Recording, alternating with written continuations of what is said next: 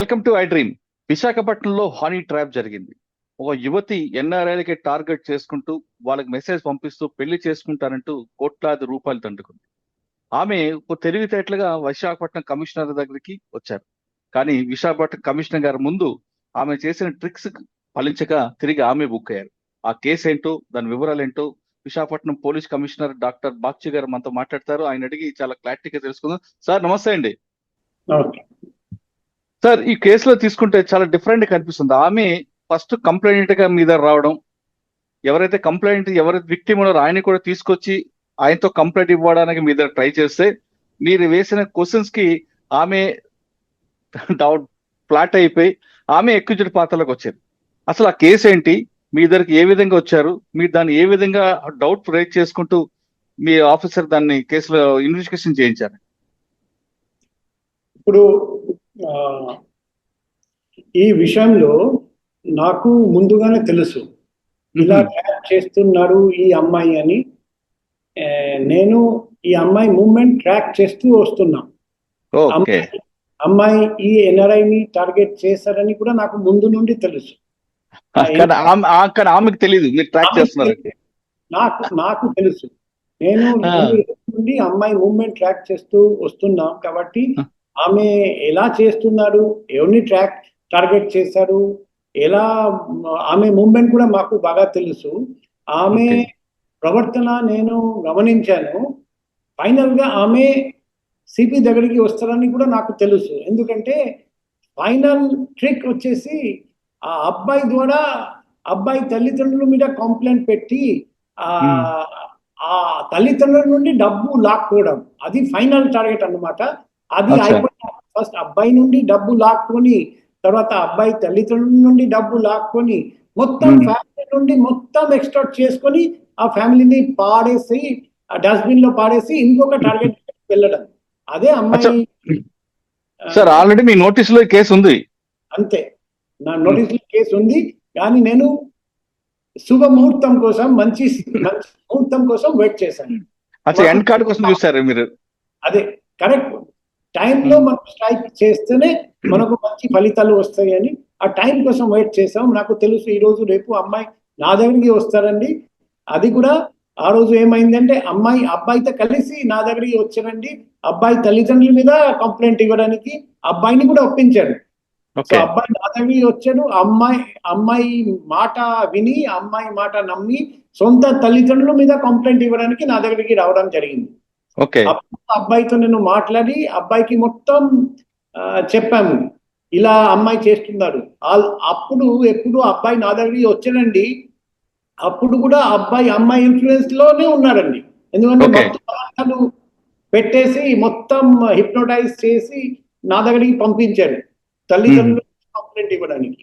కానీ 2-3 అవర్స్ కూర్చోబెట్టిన తర్వాత మొత్తం బయట వచ్చారు. అప్పుడు ఆ ఇన్ఫ్లుయెన్స్ తగ్గిపోయింది.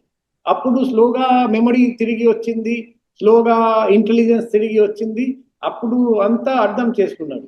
అప్పుడే నాకు రాసి ఇచ్చారండి అంతా చేశారని.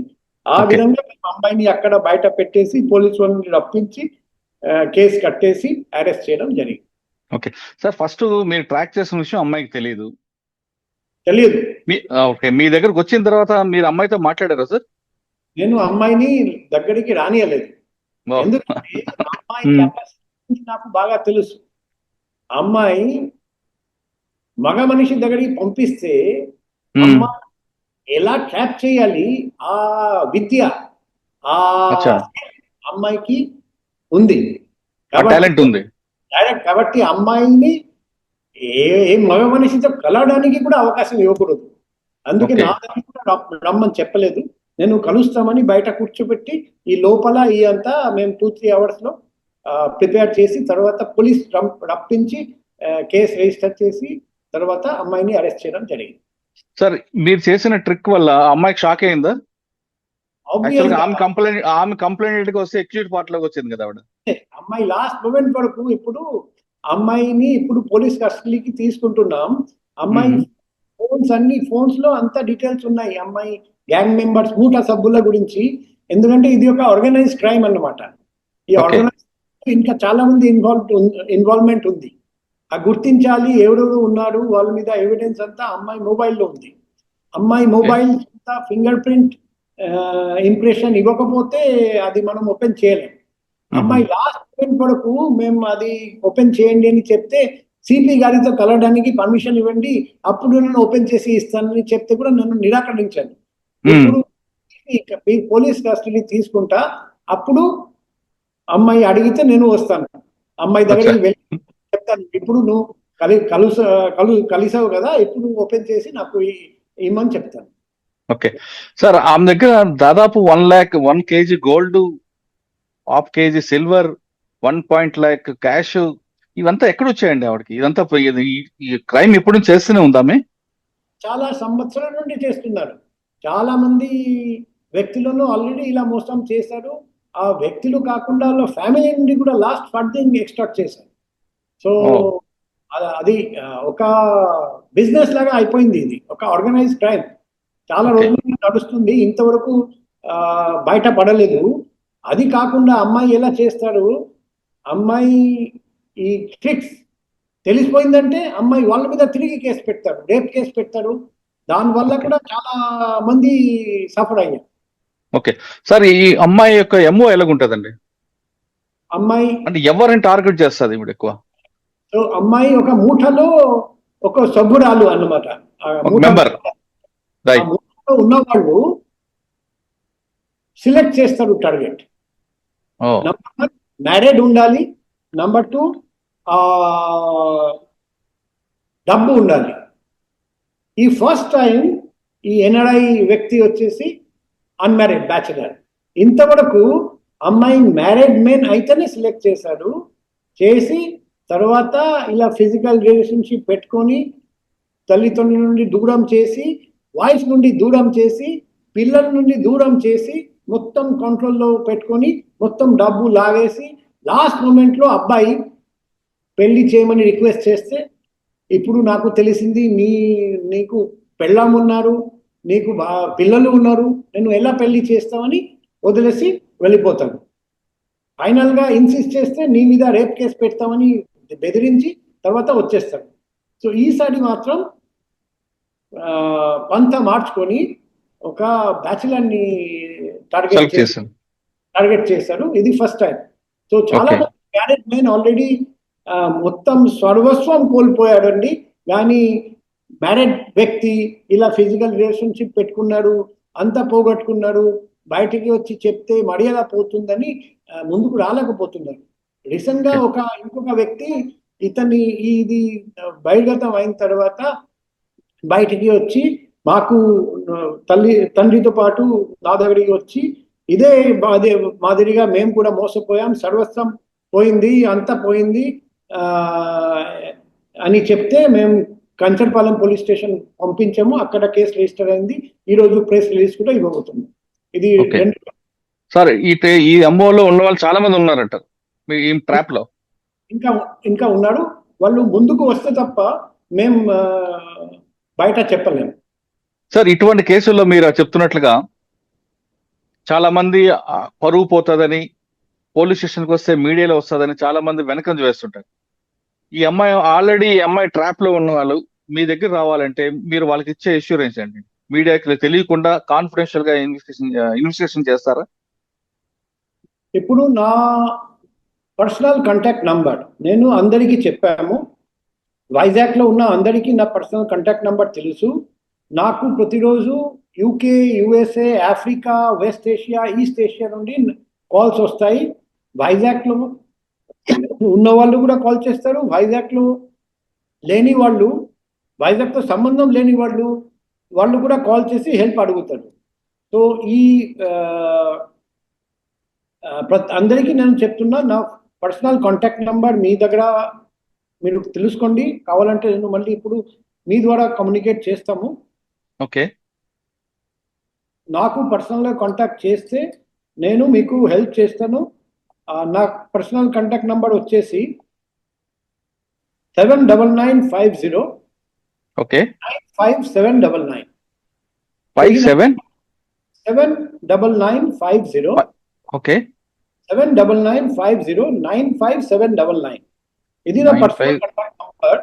ఈ ఓకే. రోజు 6:30కి ఇంకొకడు ముందుకు వచ్చి నాకు కాల్ చేస్తామని నాకు ఇంతకు ముందు జస్ట్ 10 minutes బ్యాక్ నాకు SMS చేశారండి, వాట్సాప్ చేశారండి.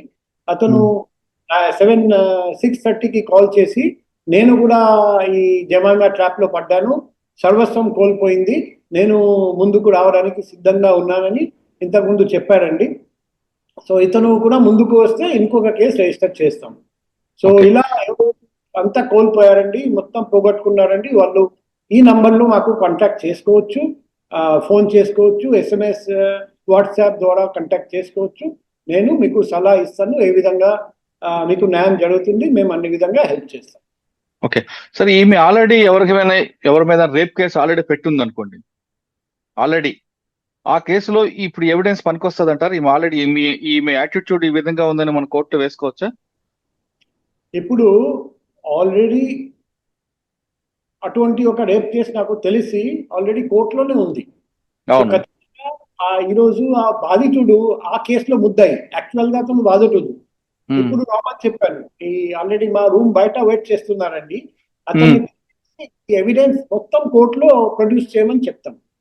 ఎందుకంటే అతను సర్వస్వం కోల్పోయారు, తర్వాత రేప్ కేసు పెట్టడం జరిగింది, అది పోలీస్ వాళ్ళే అది రేప్ కేసు అని చార్జ్ షీట్ కూడా ఫైల్ చేశాడు.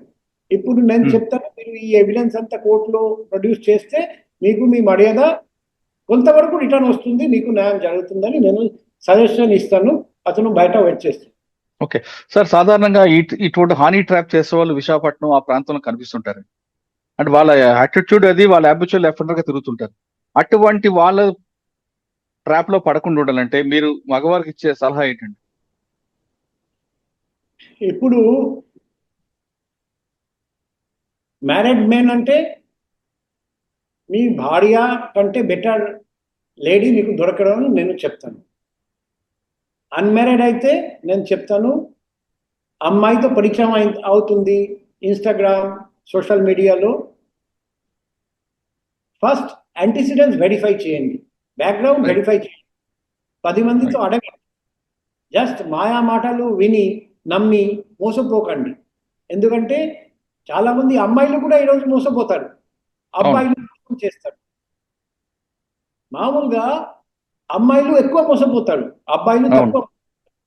ఈ పర్టికులర్ కేసులో అబ్బాయిలు అందరూ మోసపోతున్నారు, అమ్మాయి మోసం చేస్తున్నారండి.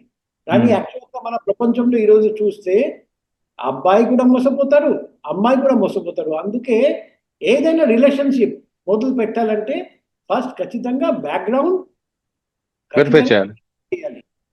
ఇంతకుముందు మన పెళ్లి జరిగిన తర్వాత, పెళ్లి అయిపోయిన తర్వాత చూస్తున్నాం, ఆల్రెడీ పెళ్లి అయిపోయింది, పెళ్ళామున్నారు, పిల్లలు ఉన్నారు. చాలా మంది అమ్మాయిలు వచ్చి చెప్తారు, ఇది తర్వాత తెలిసింది. సో ఈ ప్రాబ్లం చాలా మందికి రావచ్చు. కాబట్టి వెరిఫికేషన్ ఆఫ్ యాంటిసిడెంట్స్ చాలా అవసరం. కావాలంటే ఒక మంత్ వెరిఫై చేయండి, 6 months తీసుకోండి వెరిఫై చేయడానికి. జీవితం అంతా టైం ఉంది, జీవితంలో చాలా టైం ఉంది. కానీ ఒక్క తప్పుడు నిర్ణయం తీసుకుంటే చాలా సఫర్ అవుతారు చాలా మంది ఒక తప్పుడు నిర్ణయం వల్ల. కాబట్టి మనం తప్పుడు నిర్ణయం తీసుకోకూడదు, అది యాంటిసిడెంట్ వెరిఫై చేయకుండా రిలేషన్షిప్ కి ఎంటర్ అవ్వకూడదు. అంటే మీరు చెప్తుంది కేవలం అబ్బాయిలే కదా, అమ్మాయిలు కూడా చేయాలంటారు? అందరూ. ఎందుకంటే రిలేషన్షిప్ లో చాలా మంది ఈరోజు మోసపోతున్నారు, అబ్బాయిలు కూడా మోసపోతున్నారండి, అమ్మాయిలు కూడా మోసపోతున్నారండి. అందుకే యాంటిసిడెంట్ వెరిఫికేషన్ తప్పనిసరి, అందరూ చేయాలి, అబ్బాయి కూడా చేయాలి, అమ్మాయి కూడా చేయాలి. ఓకే సార్, ఇంకా ఒకసారి విశాఖపట్నం కమిషనర్ గా మీరు వచ్చారు కాబట్టి ట్రాఫిక్ మీద ఎక్కువగా మీరు ఫోకస్ చేశారు, రీజన్ ఏమనుకోవచ్చండి? ఇప్పుడు విశాఖపట్నంలో జనాభా విపరీతంగా పెరిగిపోయింది. కానీ ప్రతి సిటీలో, ప్రతి నగరంలో ఎలా ఉంది ఈరోజు, జనాభా పెరిగిపోయినా కూడా రోడ్ ఆ విధంగా పెరిగిపోవడం లేదు. ట్రాఫిక్ బాగా పెరిగిపోయింది, వెహికల్స్ ప్రతిరోజు కొంటున్నారు, కానీ రోడ్ వెడల్పు పెరగడం లేదు, రోడ్ సంఖ్య పెరగడం లేదు, ఓవర్ బ్రిడ్జ్ పెరగడం లేదు, ఫ్లైఓవర్స్ పెరగడం లేదు, అండర్ పాస్ పెరగడం లేదు, రోడ్ స్పేస్ పెరగట్లేదు. అందుకే ట్రాఫిక్ కంజెషన్ పెరుగుతుంది, ట్రాఫిక్ జామ్స్ ఎక్కువ జరుగుతున్నాయి, పబ్లిక్ ఇబ్బంది పడుతున్నారు. అందుకే ఫ్యూచర్లో వైజాగ్ లో ట్రాఫిక్ ప్రాబ్లం తగ్గిపోవాలంటే ఇప్పటి నుండి మనం ప్లాన్ చేయాలి. అందుకే మేము ఆల్రెడీ 100% సిటీ ట్రాఫిక్ జంక్షన్స్ అన్ని ఏఐ ద్వారా కవర్ చేయడానికి ఏర్పాటు చేశాము. ఆల్రెడీ 3 పైలట్ ప్రాజెక్ట్స్ పెట్టాము. ఆ పైలట్ ప్రాజెక్ట్స్ ద్వారా ప్రతి చోట ఏఐ ద్వారా ట్రాఫిక్ చాలాని ఓకే. ఎలా చేస్తామంటే సీసీటీవీ కెమెరాలో మీ ట్రాఫిక్ వయలేషన్ ఆటోమేటిక్గా రికార్డ్ అయిపోతుంది. దాని ప్రకారం ఈ చలనింగ్ ఆటోమేటిక్గా జరుగుతుంది. అది మీ ఇంటికి వచ్చేస్తుంది. పోలీస్ వాళ్ళు ఈరోజు పోయి మీ వెహికల్ ఆపడం, ఆర్గ్యుమెంట్ పెట్టడం, సార్ నేను ఏం తప్పు చేయలేదు చూడండి, ఇవన్నీ అనవసరం. ANPR automatic number plate recognition cameras సీసీటీవీలో రికార్డ్ అయిపోతుంది. మీరు ట్రిపుల్ రైడింగ్ చేస్తే అది రికార్డ్ అయిపోతుంది. మీరు హెల్మెట్ ధరించకుండా ఉంటే రికార్డ్ అయిపోతుంది. మొబైల్లో మాట్లాడుతూ వెళ్తూ ఉంటే రికార్డ్ అయిపోతుంది. సీట్ బెల్ట్ ధరించకుండా మాట్లాడితే రికార్డ్ అయిపోతుంది. ఏదైనా మోటార్ వెహికల్ యాక్ట్ వయలేషన్ కెమెరాలో రికార్డ్ అయిపోతుంది. దాని ప్రకారం ఆటోమేటిక్ చలానింగ్ జరుగుతుంది. ఈ చలాన్ మీకు వచ్చేస్తుంది. మనం ఈరోజు ఎప్పుడు ఎక్కడ ట్రాఫిక్ చెకింగ్ జరుగుతుంది అక్కడ మాత్రం జాగ్రత్తగా ఉంటాం. అక్కడ హెల్మెట్ ధరించి వెళ్తాము. ఎక్కడ ట్రాఫిక్ చెకింగ్ లేదు మళ్ళీ హెల్మెట్ వదిలేసి జేబులో పెడతాం, పక్కన పెడతాం. ఎంతసేపు పోలీస్ చెకింగ్ ఉంటుంది, సీట్ బెల్ట్ పెడతాం. పోలీస్ చెకింగ్ ఎక్కడ లేదు అక్కడ సీట్ బెల్ట్ పక్కన పెడతాం. మొబైల్ పోలీస్ చూస్తేనే పక్కన జీబులో పెడతాం. తర్వాత మళ్ళీ మొబైల్లో మాట్లాడుతూ వెళ్తాం. ఇది మన యాటిట్యూడ్, పబ్లిక్ యాటిట్యూడ్. కానీ ఈ ఏఐ ద్వారా 100% of all traffic points in Vizag city మనం కవర్ చేయగలిగితే పోలీస్ ఉన్నా లేకపోయినా మీరు తప్పు చేసినా దొరికిపోతారు. సో ఇదే దిశగా మనం వెళ్తున్నాం. త్వరలో ఇది 100% కవరేజ్ అవుతుంది. దానివల్ల ఓవర్ స్పీడింగ్, హెల్మెట్ లేకుండా ప్రయాణం, ట్రిపుల్ రైడింగ్, ఈ అన్ని కారణాల వల్ల చాలా ట్రాఫిక్ యాక్సిడెంట్ జరుగుతాయి. అన్ని పూర్తిగా తగ్గిపోతాయి. ఇప్పుడు ఆల్రెడీ మనం 1 సెప్టెంబర్ నుండి హెల్మెట్ ధరించడం తప్పనిసరి అని డిక్లేర్ చేసిన తర్వాత, స్ట్రిక్ట్గా ఎన్ఫోర్స్ చేసిన తర్వాత, అది ధరించకపోతే లైసెన్స్ క్యాన్సిల్ అవుతుంది, సస్పెండ్ అవుతుంది. అది స్ట్రిక్ట్గా ఇంప్లిమెంట్ చేసిన తర్వాత మన ఫేటల్ ట్రాఫిక్ యాక్సిడెంట్ చాలా తగ్గిపోయింది. ఫేటాలిటీస్ చాలా తగ్గిపోయినాయి. ఒక్క మంత్లో లాస్ట్ ఆగస్ట్లో 27 ఫెటాలిటీస్ జరిగితే ఈ సెప్టెంబర్లో ఓన్లీ 20 ఫెటాలిటీస్. సూపర్. ఆగస్ట్లో 32 ఫేటల్ యాక్సిడెంట్స్, ఈసారి మాత్రం 17 ఈ సెప్టెంబర్లో. సో ఫేటల్ యాక్సిడెంట్స్ సంఖ్య తగ్గిపోయింది, ఫేటాలిటీ సంఖ్య తగ్గిపోయింది 1 మంత్లో. కాబట్టి ఇది ఇంకా మనం గట్టిగా చేయగలిగితే మనం చాలా మంది బతుకుతారు, చాలా ప్రాణాలను మేము కాపాడగలుగుతాం. సో మా ఉద్దేశం సేఫ్ వైజాగ్, సెక్యూర్ వైజాగ్, అది ఆ లక్ష్యం సాధించడానికి ఏదైనా చేయడానికి మేము సిద్ధంగా ఉన్నాం. ఓకే సార్, ఫైనల్ గా మీరు మీ నెంబర్, మీ పర్సనల్ నెంబర్ పబ్లిక్ ఇచ్చారు. చాలా మంది కాల్ చేస్తుంటారు. మీకు ఆ అటాక్ గానీ అనిపించట్లేదండి? ఆ స్ట్రెస్ ఎలా తీసుకుంటారు? మా వైఫ్ బాగా సఫర్ అవుతున్నారండి. ఎందుకంటే సార్ మీరు కూర్చున్న సీటు చాలా హాట్ సీట్. తెలుసు. సిపి వైజాగ్ అనేది చాలా హాట్ సీట్. రెగ్యులర్ 365 days పనిచేస్తున్నా సరే ఇంకా వర్క్ ఉంటుంది. ప్లస్ మీరు పర్సనల్ నెంబర్ ఇచ్చారు. మేడంకి వచ్చే కాల్స్ మేడం ఒకటే డిస్టర్బ్ అవ్వరు, పిల్లలు కూడా డిస్టర్బ్ అవుతుంటారు. కానీ ఆ స్ట్రెస్ ఎక్కువ ఉంటుంది. అంటే అందులో మీరు ఎవడో మంచిదే ఉద్దేశం, ఆబ్జెక్టివ్ ఉంది. కానీ అందులో 5% రియల్ ఉంటే 95% ఫేక్ కాల్స్ కనిపిస్తుంటాయి. అంటే నా ఎక్స్పీరియన్స్ వచ్చేసి 90% జెన్యున్ కాల్స్. 90% జెన్యున్ కాల్స్ లో 30% వచ్చేసి వేరే జిల్లా నుండి, వేరే రాష్ట్రం నుండి, వేరే దేశం నుండి ఫోన్ చేస్తాడు. మాకు ఇక్కడ నిన్న ఒకడు ఫోన్ చేశారండి, నేను హైదరాబాద్, తిరుపతి నుండి హైదరాబాద్ వెళ్ళాలి, నాకు టికెట్ కావాలి. సో మొన్న రాత్రి ఇప్పుడు లేడీ ఫోన్ చేసి రాత్రి 3 గంటలకు లేపి, సార్ నా హస్బెండ్ నన్ను సరిగ్గా చూసుకోవట్లేదు, దయచేసి నా హస్బెండ్ ని పిలిపించి కొంచెం మందలించండి. సో ఇలా కాల్స్ వస్తూ ఉంటాయి. సార్ ఆ కాలండి ఓకే, కానీ తిరుపతి హైదరాబాద్ టికెట్ తిరుపతి టు హైదరాబాద్ అది ఒక ఎక్స్ట్రీమ్.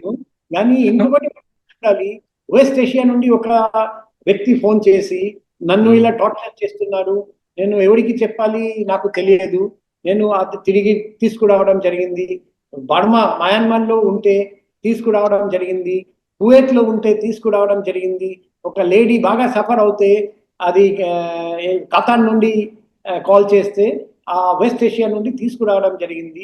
ఇటువంటి చాలా మంది వైజాగ్ లో లేని వాళ్ళు కూడా జస్ట్ వైజాగ్ మా నేటివ్ ప్లేస్ మేము హెల్ప్ చేస్తున్నాం, చాలా మంది బెనిఫిట్ పొందుతున్నారు. అందుకే మాకు ఇబ్బంది ఉన్నా ఒక 20-30 కాల్స్ చాలా ప్రతిరోజు ఇంతకుముందు ఒక కాల్ వచ్చింది వేరే జిల్లా పక్క జిల్లా నుండి, మా జిల్లాలో మాకు సపోర్ట్ రావడం లేదు, పోలీస్ స్టేషన్ వినడం లేదు, మీరే మాకు హెల్ప్ చేయండి. నేను ఎక్స్ప్లెయిన్ చేసి చెప్పాను, మా పరిధిలోకి రాదు, మా జ్యూరిడిక్షన్ కాదు, మేము హెల్ప్ చేయలేము.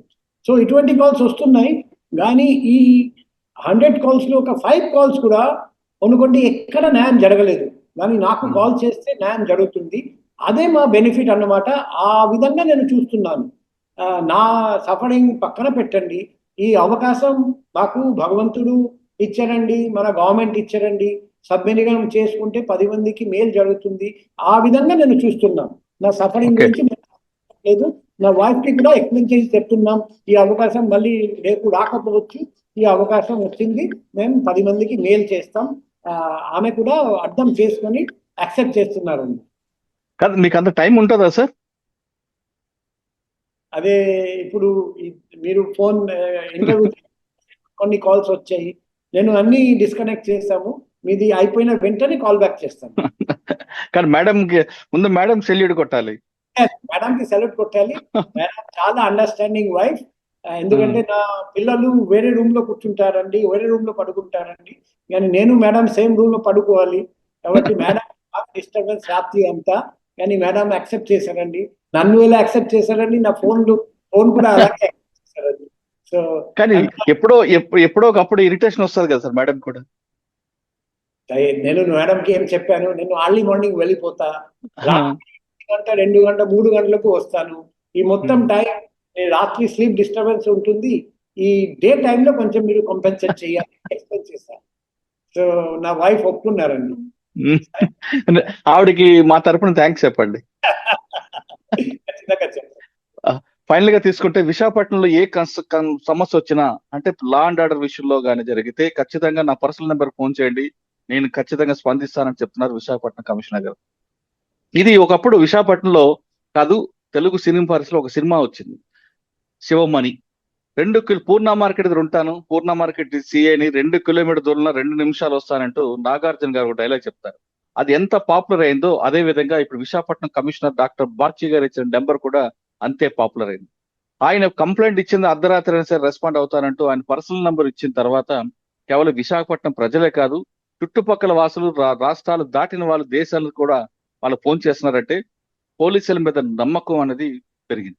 అంటే కేవలం విశాఖపట్నం కమిషన్ గారు చేస్తున్న నిర్ణయం అది కేవలం డాక్టర్ బాగ్చి గారే కాదు, పోలీస్ ఇమేజ్ పెంచి ఇది ఆయన గుర్తించారు. అంతేకాకుండా పోలీస్ ఇమేజ్ పెంచడంలో ఆయన చేసిన సాహసానికి వాళ్ళ వైఫ్ మద్దతు ఇవ్వడం, ఆవిడ హ్యాట్స్ ఆఫ్. సాధారణంగా ఇంటికి వచ్చిన తర్వాత భార్యలు కూడా ఆఫీస్ పని పక్కన పెట్టి ఇంట్లో మాట్లాడే భార్యలు చాలా మంది ఉంటారు, కానీ ఆవిడ కూడా అర్ధరాత్రి అయినా సరే మాట్లాడుతున్న విసుక్కుని ఉన్నారంటే నిజంగా పోలీసు భార్యలు చేస్తున్న ఒక సాక్రిఫైస్, అదొక త్యాగం. పోలీసులు ఈ రోజు ఇలా ఉన్నారంటే వాళ్ళ భార్యలు చేస్తున్న త్యాగాల ఫలితమే వాళ్ళు బయట కూర్చొని జాబులు చేస్తున్నారు.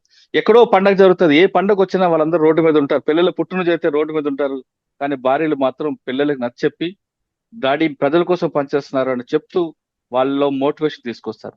అటువంటి భార్యలు ఉన్న కాలంలో పోలీసులు పనిచేస్తున్నారంటే ముందు పోలీసులతో పాటు పోలీసుల వైఫ్లు కూడా సెల్యూట్ చేయాల్సిన అవసరం ఎంతైనా ఉంది. అంటే వీళ్ళ త్యాగాలే కాదు, వాళ్ళ త్యాగాల మీద వీళ్ళు ఉన్నారనే విషయం మనం గుర్తించాల్సి వస్తుంది. మొత్తం మీద తీసుకుంటే విశాఖపట్నంలో ఇకపై ఎవరైనా నేరం చేసినా, లేదు ఇటువంటి హనీ ట్రాప్లు పడేవారున్నా తనకు నేరుగా సంప్రదించండి, ఖచ్చితంగా మీకు హెల్ప్ చేస్తామంటూ, మీ హెల్ప్ కోసం, మీ సేవల కోసం విశాఖ పోలీసు ఉందంటూ ఒక నినాదం కూడా ఇచ్చారు విశాఖపట్నం డాక్టర్ బాచి గారు. హనీ ట్రాప్ విశాఖ బాచి గారితో ఒక ఎక్స్క్లూజివ్ ఇంటర్వ్యూ వచ్చే వారం మరో విషయంలో మళ్ళీ కలుద్దాం. కానీ బాచి సార్, మీతో ఖచ్చితంగా ఫుల్ ఇంటర్వ్యూ త్వరలో చేయబోతున్నాం. Thank you. Right sir, thank you. And madam మరొకసారి నా సెల్యూట్.